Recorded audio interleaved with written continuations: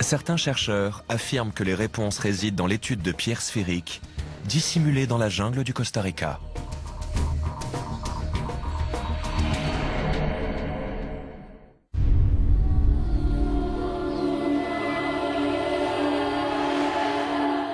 Nous sommes à Palma Sur, au Costa Rica.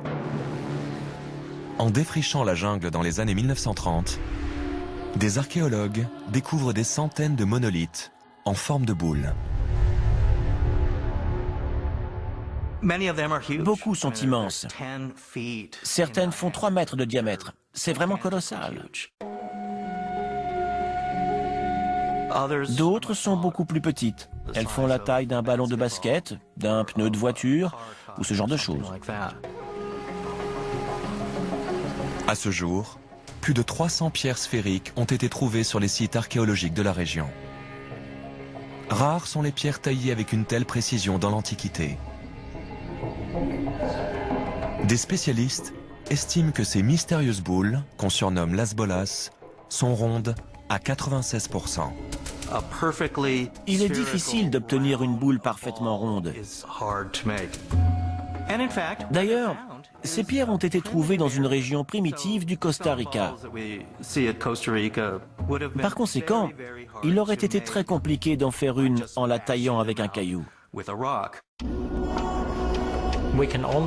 On ignore comment ces boules parfaites ont été créées.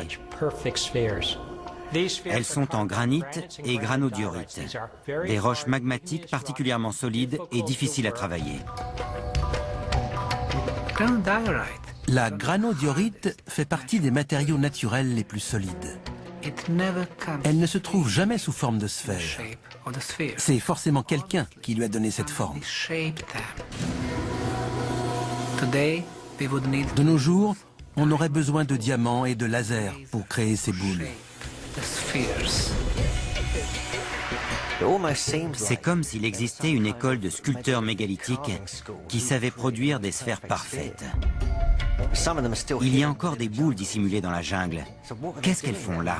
Pourquoi ont-elles été créées?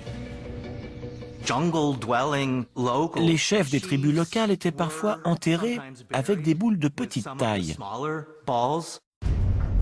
Mais certaines sont massives. Elles sont si grandes qu'elles ne rentreraient pas dans une tombe.